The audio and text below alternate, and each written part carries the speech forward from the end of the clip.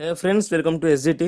हमने previous session में पढ़ा था स्कीमा आर्किटेक्चर के बारे में, यानी कि 3 लेवल स्कीमा आर्किटेक्चर। तो आज की जो टॉपिक है हमारा वही डाटा इंडिपेंडेंस इन डीबीएमएस। तो चलिए आज की वीडियो शुरू करते हैं।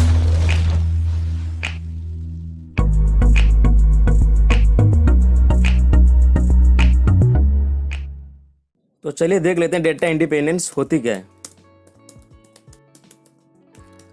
तो ये नाम से पता लग रहा है कि जो डेटा इंडिपेंडेंस है इसका मतलब ये हुआ, जो भी डेटा को हम डेटाबेस में स्टोर कर रहे हैं वो हमेशा इंडिपेंडेंट होनी चाहिए। यानी कि ये मान लो कि ये पहला डेटा है जिसका नाम है ए, ठीक है। तो इसका मतलब ये हुआ जब भी हम डेटाबेस में काम कर रहे हैं तो ये जो ए नाम की डाटा है इसका कोई भी मतलब नहीं होना चाहिए बी से, यानी कि ये जो दोनों हैं टोटली इंडिपेंडेंट होना चाहिए। तो इसका मतलब सिंपल से ये निकल के आता है। इसको डिटेल में पढ़ते हैं कि बेसिकली होती क्या है। आई होप आपको पता होगा, जब भी हम डेटाबेस में काम कर रहे हैं हम 3 लेवल पे डाटा को स्टोर करते हैं। यानी कि जो पहला लेवल है वो है व्यू लेवल, ठीक है। वो जो दूसरा लेवल है वो लॉजिकल लेवल, जो तीसरा है वो है फिजिकल लेवल, ठीक है। ये तीनों लेवल पर हम डाटा को स्टोर करते हैं बेसिकली। तो ये जो 3 लेवल है ये बेसिकली यूज होती है स्कीमा में, यानी कि स्कीमा आर्किटेक्चर में। अगर आपको नहीं पता 3 लेवल स्कीमा आर्किटेक्चर होती क्या है, वो काम कैसे करते हैं, तो आई बटन में क्लिक करिए तो आपको वीडियो मिल जाएगा, तो देख लीजिएगा ताकि आपको एक अच्छी क्लैरिटी मिले स्कीमा और स्कीमा आर्किटेक्चर के बारे में। अभी बात करते हैं लेवल की काम क्या है, मतलब एक रिवीजन कर लेते हैं। ये जो व्यू लेवल है इसमें यूजर सिर्फ डाटा को व्यू कर सकता है, यानी कि जो डाटा है उसको एक्सेस कर सकता है डेटाबेस से। तो ये जो लॉजिकल लेवल है ये बताता है कि हम डाटा को कैसे इम्प्लीमेंट करेंगे, कहाँ पर स्टोर करेंगे, कैसे स्टोर करेंगे, ये सारे जो काम है ये होते हैं लॉजिकल लेवल का। ये जो फिजिकल लेवल है इसके पास जब भी हम डाटा को स्टोर करते हैं और कहीं पे भी स्टोर होते हैं यूजर को नहीं पता होता है। यानी कि जब हम व्हाट्सएप पे चैट वगैरह कुछ करते हैं तो बेसिकली क्या होती है, कहीं ना कहीं जो भी हमारा मीडिया है, जो भी हमारा कुछ भी हम शेयर करते हैं वो जाके कहीं ना कहीं स्टोर होती है, लेकिन हमको नहीं पता हम कहाँ पर स्टोर कर रहे हैं। तो इसका मतलब ये हुआ, यूजर जब भी कहीं भी डाटा को प्रोसेस करता है उसको नहीं पता उसकी डाटा जाके कहाँ पर स्टोर होता है, लेकिन जो फिजिकल लेवल है उसको जरूर पता होता है कि डाटा कहाँ पर स्टोर करी गई है। यानी कि हम ऐसे कह सकते हैं जो फिजिकल लेवल है उसके पास डेटाबेस में जब जितने भी डाटा स्टोर करी गई उसकी एड्रेस होती है, यानी कि फिजिकल लेवल के पास डाटा की एड्रेस होती है। तो अगर आपको डिटेल में जानना है तीनों काम कैसे करते हैं, तीनों लिंक कैसे होते हैं, तो आई बटन पे आपको वीडियो मिल जाएगा और आप उसको देख सकते हो ताकि आपको सही से समझ आ जाए कि जो 3 लेवल स्कीमा आर्किटेक्चर है उसका काम क्या है। तो मैं आपको बता दूं, हम स्कीमा लेवल आर्किटेक्चर के बारे में नहीं पढ़ रहे, हम पढ़ रहे हैं डेटा इंडिपेंडेंस के बारे में। तो अभी देखते हैं डेटा इंडिपेंडेंस होती क्या है। तो हम ऐसे कह सकते हैं तो डेटा इंडिपेंडेंस एक रूल है, एक प्रॉपर्टी है डीबीएमएस का, जो कि ये बताता है कि जब भी हम डेटाबेस में काम कर रहे हैं तीनों लेवल पर डाटा को स्टोर करते हैं। तो ये सिंपल है कि जब भी हम डेटाबेस में काम करते हैं हम तीनों लेवल पर डाटा को स्टोर करते हैं। तो जब भी हम डाटा को स्टोर करते हैं हमको अगर कोई ज़रूरत पड़ गई, हम डाटा को मॉडिफाई करना हो गया कि डाटा को हम डिलीट करना चाहते हैं, कुछ भी करना चाहते हैं, तो ये जो रूल ये बताता है कि अगर मैं फिजिकल लेवल पर डाटा को चेंज करता हूँ ये लॉजिकल लेवल और व्यू लेवल पे कोई इफेक्ट ना डाले। अगर मैं व्यू लेवल पे चेंज करता हूँ तो लॉजिकल लेवल और फिजिकल लेवल पे कोई इफेक्ट ना हो। अगर मैं लॉजिकल लेवल पे इफेक्ट करता हूँ तो व्यू लेवल और फिजिकल लेवल में कोई भी इफेक्ट ना हो। तो हम ऐसे कह सकते हैं कि जब भी हम डाटा में कुछ ना कुछ काम कर रहे होंगे, अगर मैं फिजिकल लेवल पे कुछ चेंजेस कर रहा हूँ वो लॉजिकल लेवल और व्यू लेवल पे इफेक्ट ना करे। तो बेसिकली इसका मतलब ये हुआ, अगर हम लोअर लेवल पे कुछ चेंज करते हैं कि अपर लेवल पे कोई इफेक्ट ना डाले, अगर हम अपर लेवल पे कुछ चेंज करते हैं ये लोअर लेवल पे कोई इफेक्ट ना डाले। तो ये बेसिकली मोटिव है डाटा इंडिपेंडेंस का कि अगर हम कहीं भी चेंज करिए कहीं भी रिफ्लेक्ट ना हो। अगर मैं फिजिकल लेवल पर चेंज करता हूँ सिर्फ फिजिकल लेवल पे ही चेंज हो, ना कि लॉजिकल लेवल, ना कि व्यू लेवल। तो अगर मैं लॉजिकल लेवल पर चेंज करता हूँ तो सिर्फ लॉजिकल लेवल पे ही डाटा चेंज होनी चाहिए, कुछ भी होना चाहिए, लेकिन व्यू लेवल और फिजिकल लेवल को इसके बारे में कोई पता नहीं होना चाहिए कि यानी कि ये जो 2 लेवल है ये अफेक्ट नहीं होनी चाहिए। तो बेसिकली इसका मोटिव यही था, अगर हम अपर लेवल पे कुछ चेंज करते हैं ये लोअर लेवल पे कुछ इफेक्ट ना डाले, अगर हम लोअर लेवल पे कुछ चेंज करते हैं अपर लेवल पे इफेक्ट ना डाले। तो बेसिकली इसका मोटिव यही था। अभी बात करते हैं इसका टाइप्स का। तो ये जो स्कीमा आर्किटेक्चर इसका डायग्राम मैं आपको दिखा दूं तो आपको अच्छी तरह से पता चले कि चीज़ें बेसिकली कैसे डिजाइन करी गई है। तो यहाँ पर आप देख सकते हो जैसे कि मैंने आपको बताया था कि यहाँ पर क्या हो रहा है, यहाँ पर तीनों लेवल है जो कि व्यू लेवल, ये जो कॉन्सेप्चुअल लेवल है इसको हम बोलते हैं लॉजिकल लेवल और फिजिकल स्कीमा यानी कि फिजिकल लेवल। तो ये तीनों लेवल पर डाटा को हम स्टोर करते हैं।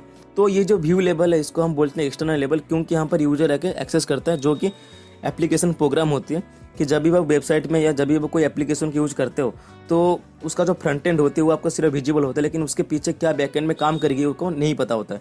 तो बेसिकली जो व्यू लेवल है बेसिकली फ्रंट एंड है डेटाबेस का, इसमें सिर्फ हम एप्लीकेशन प्रोग्रामिंग करते हैं। अगर इसमें कोई चेंजेस कर रहे हैं तो लॉजिकल स्कीमा और फिजिकल स्कीमा में कोई इफेक्ट नहीं होनी चाहिए। अगर हम फिजिकल लेवल पर कुछ चेंज करें लॉजिकल स्कीमा और व्यू स्कीमा में कोई इफेक्ट नहीं होनी चाहिए। अगर हम फिजिकल स्कीमा में कुछ चेंज कर रहे हैं ये व्यू स्कीमा और लॉजिकल स्कीमा में कोई इफेक्ट नहीं करनी चाहिए। तो यहाँ पर आप देख सकते हो जो व्यू लेवल है इसमें मल्टीपल यूजर आके इसको एक्सेस कर सकते हैं, यानी कि ये जो व्यू 1 है ये अलग यूज़र के लिए है, ये व्यू 2 अलग यूज़र के लिए और व्यू 3 अलग यूज़र के लिए। तो ये जो यूज़र हैं ये डायरेक्टली डेटाबेस को एक्सेस नहीं कर सकते। तो यहाँ पर इसके बाद भी 2 लेवल और हैं, जो कि लॉजिकल लेवल और फिजिकल लेवल। तो इसके बाद फिर डेटाबेस है। तो इसका मोटिव ये था कि जो यूज़र डेटाबेस को एक्सेस करना चाहे वो डायरेक्टली एक्सेस ना कर पाए, उसके लिए कुछ रूल्स और रेगुलेशंस होनी चाहिए। तो पहला जो रूल है वो है डेटा इंडिपेंडेंस, और हम आगे पढ़ने वाले हैं जो रूल्स है डेटाबेस को डिज़ाइन करने का, जो कि 12 कोर रूल्स। तो हम उसको आगे जल्दी पढ़ने वाले हैं, ताकि आपको जब भी आप डेटाबेस को डिज़ाइन कर रहे हो तो आपको कोई भी दिक्कत ना हो। तो ये था कि डायग्राम आपको बताने के लिए कि जो स्कीमा है वो काम कैसे करता है, वो स्कीमा के आर्किटेक्चर क्या क्या है। अगर हम स्कीमा के आर्किटेक्चर में कोई भी लेवल पर चेंज कर रहे हैं, सिर्फ उसी लेवल पर चेंज हो, ना कि और कोई लेवल पर। तो बेसिकली ये था डेटा इंडिपेंडेंस के बारे में। तो जो नेक्स्ट टॉपिक है हमारा वो है टाइप्स ऑफ डेटा इंडिपेंडेंस, कि बेसिकली कितने तरीके की डेटा इंडिपेंडेंस को अप्लाई करी जाती है डीबीएमएस में। अगर हम बात करें टाइप्स का, जो यहाँ पर 2 टाइप्स के होते हैं, यानी कि डेटा इंडिपेंडेंस 2 तरीके के हैं।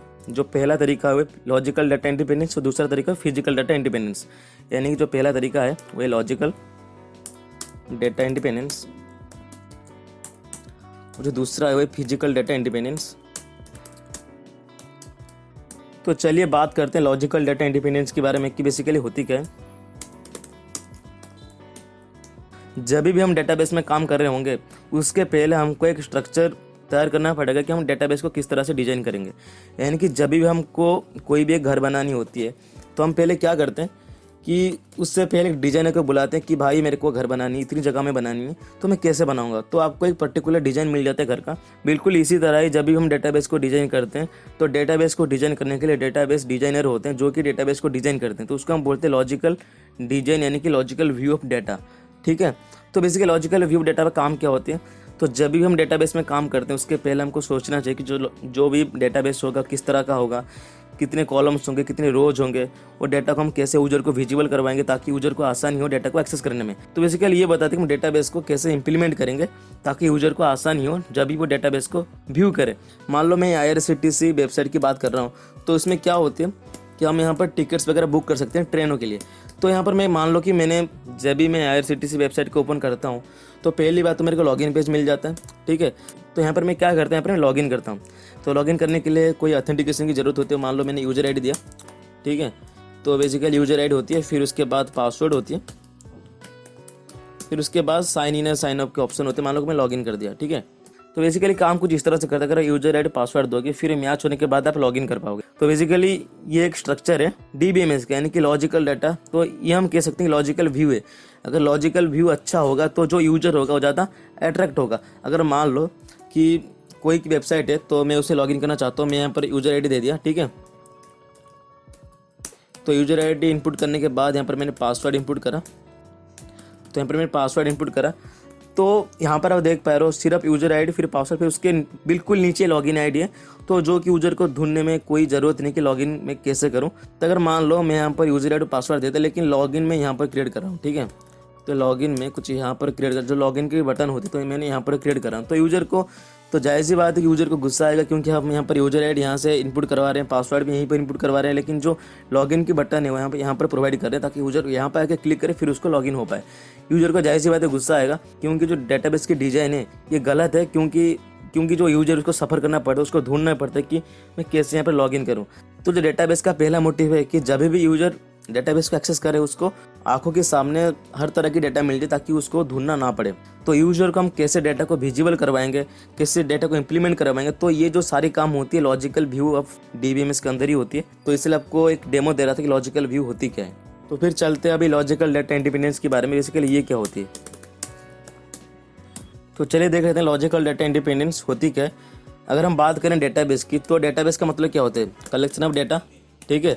तो अगर बात करें डेटाबेस की, तो डेटाबेस का मतलब है कलेक्शन ऑफ रिलेटेड डेटा, यानी कि जब भी हम डेटाबेस में काम कर रहे हैं कोई डेटा के अंदर कोई ना कोई रिलेशन होना जरूरी है। हम कह सकते हैं जब भी हम डेटाबेस में काम कर रहे होंगे तो हम मल्टीपल डेटा को स्टोर कर रहे होंगे, और जो डाटा स्टोर होता है टेबल की फॉर्मेट में स्टोर होती है। यानी कि आज के ज़माने में हम RDBMS का यूज कर रहे हैं ज़्यादातर। तो RDBMS में क्या होती है, जो भी डेटा हम स्टोर करते हैं टेबल फॉर्मेट में डेटा को स्टोर करी जाती है। तो ये जो डेटाबेस है उसके अंदर मल्टीपल टेबल्स भी हो सकते हैं। अगर मान लो मैंने कॉलेज की डेटाबेस को एग्जांपल के तौर पे ले रहा हूँ, तो अगर बात करें कॉलेज डेटाबेस की तो उसके अंदर बहुत सारे टेबल्स होते हैं।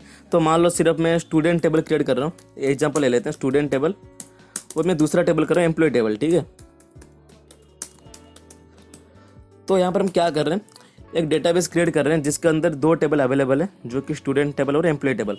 तो ये दो टेबल क्या है, तो स्टूडेंट टेबल के अंदर स्टूडेंट की इन्फॉर्मेशन होती है और एम्प्लॉय टेबल के अंदर एम्प्लॉय की सारी इन्फॉर्मेशन होती है, ताकि एम्प्लॉय उसकी सैलरी देख पाए, उसकी रिटायरमेंट कब होगी, जो भी चीज़ें एम्प्लॉय की होती है सारे यहाँ पर देख सकता है। तो बेसिकली हम कह सकते हैं जो स्टूडेंट टेबल है उसके अंदर, स्टूडेंट टेबल के अंदर कुछ होता है कि रोल नंबर होती है उसकी, ठीक है, फिर उसका नेम होती है, फिर उसका एज होती है, एड्रेस होती है। तो अगर हम एम्प्लॉय की बात करें तो एम्प्लॉय के अंदर क्या होती है, उसकी भी नेम होती है, उसकी एम्प्लॉय आईडी होगा, उसका नाम होगा, उसका एज होगा, कुछ ना कुछ होगा एम्प्लॉय की डेटाबेस में। तो अगर मैं स्टूडेंट टेबल में एक नया कॉलम ऐड करता हूँ जो कि मार्क्स, तो लॉजिकल डेटा इंडिपेंडेंस ये बोलते हैं कि अगर कितने भी सारे टेबल हैं, अगर हम कोई भी टेबल पर चीज़ों को अपडेट कर रहे हैं, ये ना कि एम्प्लॉय टेबल पर कोई इफेक्ट डाले। इसका मतलब ये हुआ कि इसके अंदर n नंबर सब टेबल होते हैं, कि स्टूडेंट टेबल होती है, एम्प्लॉय टेबल होती है, फैकल्टी टेबल होती है, लाइब्रेरी की टेबल होती है। तो ऐसे बहुत सारे डेटा होते हैं। अगर हम कोई भी डेटाबेस में डेटा को स्टोर कर रहे हैं, अगर उसको हम अपडेट कर रहे हैं, तो ना कि ये कोई और डेटाबेस को अफेक्ट करे। यानी कि अगर मैं रोल नंबर को यहाँ पर डिलीट कर रहा हूँ, ठीक है, मान लो कि डिलीट, चलो रोल नंबर नहीं, या अगर यहाँ पर मान लो जो एड्रेस है मैं उसको डिलीट कर रहा हूँ, तो अगर मैं स्टूडेंट टेबल में एड्रेस को डिलीट कर रहा हूँ, ना कि एम्प्लॉय टेबल पे कोई इफेक्ट हो, तो लॉजिकल डेटा इंडिपेंडेंस ये बोलते हैं कि अगर हम कहीं भी डेटा को मॉडिफाई करते हैं, डेटा को चेंज करते हैं, ये कोई और टेबल में जाके रिफ्लेक्ट ना करें। यानी कि मतलब हमने पहले पढ़ा था कि जो लॉजिकल डेटा इंडिपेंडेंस ये बेसिकली स्ट्रक्चर है, मतलब हम डेटाबेस को बनाने से पहले सोचते हैं कि जो डेटाबेस को स्ट्रक्चर कैसे होगा। अगर मान लो मैंने कुछ यहाँ पर कोई भी चीज़ को डिलीट करा ताकि पूरी टेबल पर इफेक्ट ना करे और बाकी जो टेबल है उसको इफेक्ट ना करे, यानी कि अगर मान लो इसका जो स्ट्रक्चर बिल्कुल चेंज हो चुका है, यानी कि यहाँ पर पहले था एड्रेस, अभी है नहीं, तो यहाँ पर स्ट्रक्चर चेंज हो चुका है, यानी कि कुछ ना कुछ चेंज हुआ है टेबल के अंदर। ये जो टेबल के अंदर चेंज हुआ है, ये एम्प्लॉय टेबल के अंदर कोई भी इफेक्ट ना डालना चाहिए। हालांकि जो डेटाबेस है, डेटाबेस के अंदर इस तरह से डेटा नहीं स्टोर होती है। तो मैं आपको बता दूं एक एग्जांपल, अगर हम बात करें रेस्टोरेंट की, तो वहाँ पर हम जाते हैं, खाना खा के आते हैं, तो हमको मेनू होती है, ठीक है, तो हम मेनू के हिसाब से जो भी खाना हमको होता है मंगाते हैं और खा के आते हैं। तो बेसिकली जो मेनू है उसके अंदर कुछ इस तरह होती है, यहाँ पर होती है वेज की होती है एक फॉर्मेट होती है, फिर नॉन वेज की फॉर्मेट होती है, ताकि जो भी यूजर है उसको चीज़ें एक्सेस करने में आसानी हो। कि अगर वो मान लो कि जो वेज है, मान लो कि मैं खाना चाहता हूँ कढ़ाई पनीर, ठीक है, ठीक है, वो जो मैं चाहता हूँ जो वेज है मेरे को आसानी से मिल जाए, तो मैं जाऊँगा वेज कैटेगरी में, ताकि जो भी मेरा वेज वाला खाना हो सिर्फ वेज वाले खाने यहाँ पर मिले। मतलब ऐसे ऐसे करके बनाया गया। फिर लिखा है बटर पनीर, फिर यहाँ पर लिखा है मशरूम। तो मान लो कि ये तीनों आइटम्स, मतलब ये तीनों चीज़ें मिलते हैं, ये तीनों डिशेस मिलते हैं कहाँ पर, रेस्टोरेंट में। तो यहाँ पर आप देख सकते हैं, यहाँ पर कढ़ाई पनीर पहले, फिर होते बटर पनीर, फिर होते मशरूम। तो अगर बात करें किचन की, तो किचन में क्या हम कह सकते हैं कि इस तरह से चीज़ें रखी गई होगी, पहले कढ़ाई पनीर, फिर बटर पनीर, फिर मशरूम। जो भी चीज़ें हैं किचन में ऐसे भी हो सकते हैं, मशरूम यहाँ पर है तो फिर आ सकते हैं कढ़ाई पनीर। तो हम कह सकते हैं ये जो मेनू है ये है रेस्टोरेंट की लॉजिकल डाटा, और ये जो किचन है ये रेस्टोरेंट की फिजिकल डाटा है। तो बेसिकली हम कह सकते हैं जो मेनू है ये सिर्फ दिखावा करने के लिए, यानी कि ये एक स्ट्रक्चर है कि हम क्या क्या सर्विस प्रोवाइड करते हैं, लेकिन जो स्ट्रक्चर होती है उसके हिसाब से डाटा को स्टोर करी नहीं जाती है। यानी कि हम कह सकते हैं अगर हम टेबल की बात करें, पहले आती है रोल नंबर, ठीक है, रोल नंबर के बाद आती है नेम। अगर हम डेटाबेस की बात करें, क्या डेटाबेस में इस तरह से डाटा को स्टोर करी जाती है कि पहले रोल नंबर, फिर नेम, फिर एज। ऐसे भी हो सकता है कि रोल नंबर के बाद एज आ जाए, ठीक है। तो हम कह नहीं सकते कि जो डाटा है वो फिजिकली कैसे स्टोर करी गई है। तो बेसिकली ये जो एग्जांपल आपको बताने का मकसद ये था कि जो भी लॉजिकल डाटा है उसके हिसाब से हम फिजिकल डाटा को स्टोर नहीं करते हैं, फिजिकल डाटा अपने हिसाब से स्टोर करी जाती है। तो अगर हम लॉजिकल डाटा पे कोई चेंजेस कर रहे हैं, यहाँ पर आप देख सकते हो, अगर हम लॉजिकल डाटा पे कोई चेंजेस कर रहे हैं, तो मान लो ये जो कढ़ाई पनीर है, मतलब मैं भूल गया कढ़ाई पनीर को मेंशन करने के लिए मेनू पे, तो बेसिकली अगर मान लो मेनू पे है नहीं लेकिन किचन पे है, तो हम कह सकते हैं हम लॉजिकल व्यू पे अगर कोई भी डेटा को डिलीट करें या कोई भी डेटा को ऐड करें, तो किचन पे उसका कोई भी असर नहीं पड़ना चाहिए, यानी कि कोई भी इफेक्ट नहीं होना चाहिए। बेसिकली आपको समझाने का मकसद ये था कि अगर हम लॉजिकल डाटा में कोई भी चेंजेस कर रहे हैं, फिजिकल डाटा में रिफ्लेक्ट ना हो।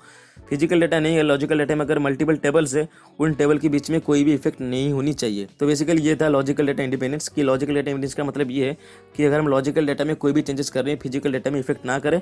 अगर हम लॉजिकल डाटा की बात करें तो होती है स्ट्रक्चर डेटाबेस, जो कि बताते हैं हम डेटाबेस को कैसे इंप्लीमेंट करेंगे अपनी रियल लाइफ में। आई होप आपको पता चल चुका होगा कि लॉजिकल डाटा इंडिपेंडेंस क्या होती है। अभी बात करते हैं फिजिकल डाटा इंडिपेंडेंस। तो बेसिकली जो फिजिकल डाटा इंडिपेंडेंस है ये बताती है कि हम डाटा को कैसे स्टोर करेंगे डेटाबेस में। तो यहाँ पर आप देख सकते हो कि ये जो फिजिकल स्कीमा है इसके पास पूरी डाटा की एड्रेस होती है, फिर उसके बाद हम डेटाबेस में स्टोर करते हैं। तो बेसिकली जो फिजिकल स्कीमा है ये बताते हैं कि हम डेटाबेस में डाटा को किस तरह से स्टोर करें ताकि यूजर को आसानी से डाटा मिल जाए डेटाबेस से। तो हम ऐसे कह सकते हैं जो फिजिकल डेटा है उसके पास पूरी डेटा की इंफॉर्मेशन होती है कि कौन सा डेटा कहाँ पर स्टोर करी गई है, कैसे स्टोर करी गई है, उसके फॉर्मेट कैसी है, उसको कैसे इंप्लीमेंट करी गई है डेटाबेस के अंदर। बेसिकली बहुत मायने रखता है फिजिकल डेटा। तो अगर बात करें फिजिकल डेटा इंडिपेंडेंस का, तो इसका मतलब ये हुआ कि मैंने आपको पहले बता चुका हूँ, ये बेसिकली स्टोरेज पे काम आता है बहुत ज़्यादा, कि फिजिकल डेटा इंडिपेंडेंस को स्टोरेज पे बहुत यूज करते हैं कि बेसिकली हम डेटा को कहाँ स्टोर कर रहे हैं ये हमको फिजिकल डेटा ही बताता है। तो बेसिकली स्टोरेज रिलेटेड बातचीत होती है फिजिकल डेटा के साथ। तो मान लो मेरा डेटा है, उसको मैंने स्टोर करा है एक सर्वर पे, ठीक है, जो कि है इंडिया पे, ठीक है, लेकिन मैंने 2 साल इंडिया पे स्टोर करा, फिर मैं चाहता हूँ यूएसए को शिफ्ट करने के लिए। क्या अगर मैं इंडिया से यूएसए को शिफ्ट करता हूँ मेरे डेटा को, तो क्या ये रिफ्लेक्ट करेगा लॉजिकल लेवल पे? कर भी सकता है, नहीं भी कर सकता है, कि हमको कुछ इस तरह से चीज़ों को एग्जीक्यूट कर रहे हैं ताकि जब भी हम फिजिकल डेटा में कोई भी चेंज करते हैं वो लॉजिकल डेटा पे रिफ्लेक्ट ना हो। तो बेसिकली स्टोरेज फंक्शनैलिटी है कि अगर मैं डेटा को इंडिया पे स्टोर कर रहा हूँ, ये पूरी डेटा को मैं हटा के यूएसए को लेना चाहता हूँ, तो अगर मैं ऐसा कर रहा हूँ तो यहाँ पर कोई भी चेंजेस नहीं होनी चाहिए लॉजिकल डेटा में। तो बेसिकली क्या होती है, अगर बात करें फेसबुक की, तो फेसबुक बेसिकली 2004 से स्टार्ट हुआ था। 2004 यानी कि यहाँ पर 16-17 साल हो चुके हैं फेसबुक को। अगर हम बात करें फेसबुक की डेटा की, तो यहाँ पर millions of billions of data flow होती है एक दिन का। 2004 में बहुत सारे यूजर जुड़ चुके होंगे। मान लो कि 2008 में फेसबुक के पास 20 मिलियन यूजर्स एक्टिव थे। तो ये जो 20 मिलियन यूजर है उनका कुछ ना कुछ डेटा होगा, उनका कुछ नाम होगा, कुछ एज होगा, उनका कुछ स्टेटस होगा, उनकी कुछ अपलोड्स होंगे। अगर मैं चाहता हूँ ये जो फेसबुक के डेटा है ये पहले था यूएसए में, अभी जाके स्टोर हो जाए साउथ अफ्रीका में, तो मैं क्या करूंगा, सिंपल ट्रांसफर कर दूंगा डेटा को। तो जब भी मैं डेटा को चेंज कर रहा हूँ तो जो मेरा लॉजिकल डेटा है उसमें कोई भी इफेक्ट नहीं होना चाहिए। तो बेसिकली लॉजिकल डेटा में क्या होती है, यूजर की इंफॉर्मेशन होती है, जो कि यूजर की इंफॉर्मेशन में कोई भी रिफ्लेक्ट नहीं होनी चाहिए। तो ये जाहिर सी बात है कि 2004 में फेसबुक को बनाया गया था, आज की 2020 चल रहा है, तो डेटा को कहीं ना कहीं शिफ्ट करी गई होगी। तो जब भी हमको नहीं पता डेटा कहाँ पे स्टोर करी गई, कैसे स्टोर करी गई है, वो कैसे शिफ्ट करी जाती है, लेकिन हमको कहीं भी दिक्कत नहीं होती जब भी फेसबुक शिफ्ट करते हैं डेटा को एक जगह से दूसरी जगह तक। तो बेसिकली हम कह सकते हैं अगर हम फिजिकल डेटा में चेंजेस कर रहे हैं तो लॉजिकल डेटा में कोई इफेक्ट नहीं होनी चाहिए। अब एक रेस्टोरेंट वाला एग्जाम्पल ले लेते हैं। तो यहाँ पर मेनू में है हमारा कढ़ाई पनीर, तो मैं हटा देता उस टाइम पर, ठीक है। तो ये जो मेनू है, ये जो मेनू है मेरा लॉजिकल डाटा है। जो किचन के अंदर जो भी मेरे चीज़ें रखी हुई फिजिकल डाटा है, यानी कि जो हम मेनू पे दिखा रहे हैं कि मेरे पास ये डाटा है, तो ये बेसिकली स्टोर गई फिजिकली किचन के अंदर। तो बेसिकली ये जो किचन है फिजिकल डाटा है, तो हमने इसको पढ़ा था। ये आपको अंदाजा भी लगा सकते हो कि फिजिकल डाटा क्या है, लॉजिकल डाटा क्या है। अगर मान लो कि ये जो मशरूम है मैं यहाँ से हटा रहा हूँ, इसको कहीं और रख रहा हूँ, यानी कि किचन के अंदर ही रखूँगा लेकिन कहीं और लेके चला जाऊँगा, तो क्या ये मेरी मेनू पे इफेक्ट करेगा? नहीं करेगा, क्योंकि मेनू को पता है क्या मतलब किचन के अंदर क्या हो रहा है क्या नहीं हो रहा। जो भी चीज़ें होती है किचन के अंदर उसको जो भी रेस्टोरेंट वाले होते हैं वो मैनेज करते हैं। अगर मतलब मान लो कि दो किचन रेस्टोरेंट के अंदर, ठीक है, अगर मान लो कि एक रेस्टोरेंट के अंदर 2 किचन है, ठीक है, ये पहले किचन के अंदर था, कुछ नहीं था, मैं चाहता हूँ जो मशरूम है इस किचन से हटकर, ठीक है, इस किचन में आ जाए। अगर हम इस किचन से हटाकर इस किचन को ला रहे हैं तो क्या ये इफेक्ट करेगा मेनू पे? नहीं करेगा, क्योंकि हम फिजिकल में चेंज करें तो लॉजिकल में इफेक्ट नहीं होनी चाहिए। लेकिन डेटाबेस में ऐसे नहीं होता। अगर हो भी सकता है तो हमको कुछ इस तरह से डिजाइन करनी है, जब भी हम फिजिकल डेटा में कोई भी चेंजेस कर रहे हैं लॉजिकल डेटा में इफेक्ट नहीं होनी चाहिए। अगर हम लॉजिकल डेटा में कोई चेंजेस कर रहे हैं फिजिकल डेटा में इफेक्ट नहीं होनी चाहिए।